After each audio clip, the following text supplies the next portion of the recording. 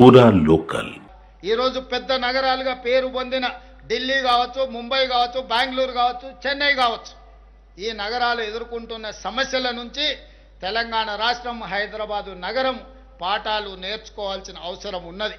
అందుకే ఈరోజు అలాంటి సమస్యల నుంచి బయటికి రావాలి అంటే చెరువుల ఆక్రమణలు తొలగించాలి, నాలాల ఆక్రమణలను అడ్డు తొలగించుకోవాలి. ఇవాళ చెరువుల నాలాలను కబ్జాల నుంచి విముక్తి చేస్తే ఈరోజు రోడ్ల మీద నిలుస్తున్న నీరు అక్కడికి వెళ్తుంది. తద్వారా ట్రాఫిక్ జామ్ల సమస్యను, హైదరాబాదు నగరాన్ని కాలుష్యం నుంచి కాపాడడానికి ఈరోజు మనకు అవకాశం ఉంటుంది.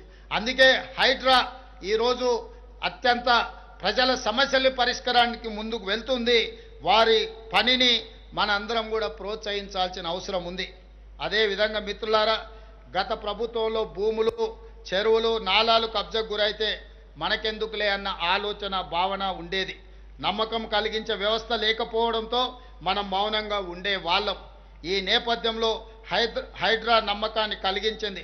ఇటీవల ప్రత్యేక పోలీస్ స్టేషన్ కూడా ఏర్పాటు చేశాం.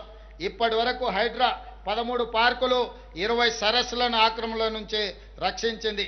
అంబర్పేటలోని బతుకమ్మ కుంటను పునరుద్ధరించింది. 30,000 కోట్ల రూపాయల విలువైన ప్రభుత్వ భూములను కాపాడింది.